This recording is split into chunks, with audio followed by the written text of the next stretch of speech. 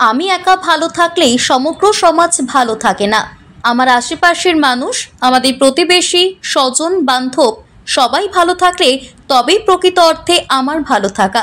এই মহান দার্শনিক ভাবনাকেই মনের তন্ত্রীতে জারিত করে পথ চলা শুরু করেছিল ইস্পাত নগরীর বিদ্যাপতি রোড স্থিত রোজবার্ড কোচিং সেন্টার। কচিকাচাদের মধ্যে শিক্ষার আলো প্রজ্বলনের পাশাপাশি বিভিন্ন মানবিক কর্মকাণ্ডের মধ্য দিয়ে এই কোচিং সেন্টার তাদের উজ্জ্বল উপস্থিতি রেখেছে শহরের বুকে। সেই মানব ভাবনা থেকেই প্রতি বছরের মতো এবছরও কোচিং সেন্টারের কর্ণধার শান্তনু চক্রবর্তী এবং তার সহধর্মিনী মিঠু চক্রবর্তী এলাকার শতাধিক প্রান্তিক মানুষের হাতে তুলে দিলেন কম্বল। পৌষের প্রবল শীতে এলাকার দরিদ্র মানুষগুলোকে একটু উষ্ণতার ছোঁয়া দিতে চক্রবর্তী দম্পতি এই মহতী উদ্যোগ গ্রহণ করেছেন বলে জানালেন। শান্তনু বাবু এবং মিঠু দেবী বলেন, লক্ষ্য এলাকার মা বোনেদের সঙ্গে একটা বিকেল একটু অন্যভাবে কাটানো, তাই উপলক্ষ হিসেবে তাদের মেয়ের শুভ জন্মদিনকেই বেছে নেওয়া হয়েছে এই একটু উষ্ণতার ছোঁয়া অনুষ্ঠানটিকে সার্থক করে তোলার জন্য। অনুষ্ঠানে প্রধান অতিথি হিসেবে উপস্থিত ছিলেন দুর্গাপুর নগর নিগমের প্রাক্তন মহানাগরিক দিলীপ অগস্তি। তিনি বলেন, শান্তনু বাবু এবং মিঠু দেবী প্রতি বছরই এই ধরনের মানবিক উদ্যোগ গ্রহণ করে থাকেন। শহরবাসী হিসেবে তিনি এই ধরনের যে কোনো মানবিক প্রয়াসে তার পূর্ণ সহযোগিতার হাত বাড়িয়ে দেবার অঙ্গীকার করেন।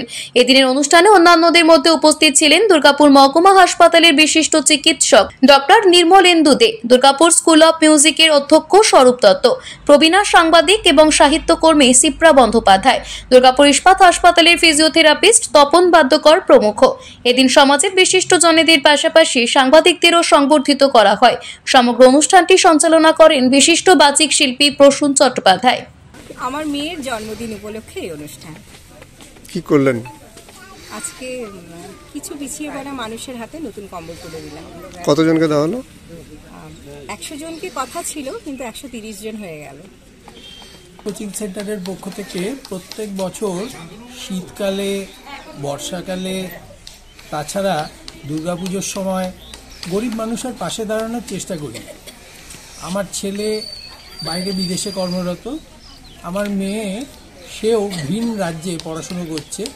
তো আজকে আমার মেয়ের জন্মদিন উপলক্ষে, আমার মেয়ের জন্মদিন কয়েকদিন আগে পেরিয়ে গেছে, তো ও তো এখানে থাকতে পারে না, ও নিজের পড়াশুনো নিয়ে ব্যস্ত থাকে। তো ওর জন্মদিন উপলক্ষে আজকে আমি আমার এই কোচিং সেন্টারের পক্ষ থেকে একটা কম্বল বিতরণ অনুষ্ঠান করবার আয়োজন করেছি। এই অনুষ্ঠানটা প্রত্যেক বছর আমরা এই সময়তে শীতকালে জানুয়ারি মাসের শুরুতে করে থাকি। মন থেকে একটাই লক্ষ্য যে গরিব মানুষদের পাশে দাঁড়ানো। শীতের দিনে আমরা যেমন ঘরেতে যথেষ্ট আরামে ব্ল্যাঙ্কেট ঢাকা নিয়ে শুয়ে থাকি, কিন্তু ওদের যা দুরবস্থা, একটু ওদের পাশে দাঁড়াতে পারলে নিজেকে ভাগ্যবান বলে মনে করব। সেই কথা ভেবেই এই উদ্যোগ। কতজনকে দেওয়া হলো? 100 জনকে আমরা আয়োজন করেছি। এই ব্ল্যাঙ্কেট ডিস্ট্রিবিউশনের আরও 10-12টা বেশি রাখা আছে। আপনার নাম? অসহায় কোনো মানুষ শেষ অবধি আবার এসে হাজির হন, তাদেরকেও যতদূর সম্ভব যাতে না ফিরে যেতে হয় সেই ব্যবস্থা রাখা আছে। বললামই যে এই ধরনের উদ্যোগ খুবই মহতী উদ্যোগ, এবং দুর্গাপুরে তো অন্যান্য ক্লাব সংগঠন সবাই পুজোর সময় করে থাকে, শীতেও করে থাকে, এবং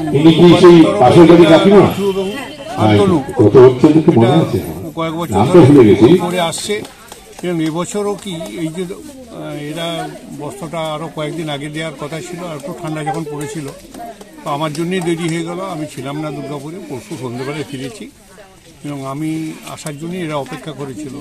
এই জন্য সত্যি আবার নতুন করে তাদেরকে ধন্যবাদ দিয়ে যে আমাকে এর মধ্যে জড়িয়ে রাখা। আর দুর্গাপুরের আরও সংগঠন যারা আসুক, তারা এদের মতো এগিয়ে আসুক, এবং আগামী দিনেও এরা আরও ভালো করে করুক, সেটাই আমি আশা রাখবো। আছি সবসময়। আমি দুর্গাপুরে 1977 সাল থেকে দুর্গাপুর প্রশাসনের সঙ্গে অঙ্গাঙ্গিভাবে যুক্ত, এবং এখনও পর্যন্ত দুর্গাপুরের বিভিন্ন রকমের যাদের প্রয়োজন আছে টেলিফোনে তারা আমাকে বলে, এবং বিভিন্ন লেভেলে, সরকারি হোক, কর্পোরেশন হোক, অন্যান্য পুলিশ প্রশাসন হোক, প্রত্যেকেই কিছু না কিছু কাজকর্ম যা আমাকে রিকোয়েস্ট করে, তাদের সাথে আমি থাকার চেষ্টা করি। আমার যতটুকু যোগাযোগ আছে তাদের জন্য কিছু যদি আমি করতে পারি। দুর্গাপুর থেকে ধনঞ্জয়দের রিপোর্ট, টিভি নিউজ 10। সুলভে সঠিক চিকিৎসার একমাত্র প্রতিষ্ঠান বিবেকানন্দ হসপিটাল। 24 ঘন্টা emergency service, blood bank, trauma care. আপনাদের সেবায় আমরা তৎপর। গুণমান ও পরিষেবায় দুর্গাপুর বিধাননগরের ডক্টর জাকির হোসেন এভিনিউর বিবেকানন্দ হসপিটাল শিল্পাঞ্চলের মানুষের মন জয় করেছে।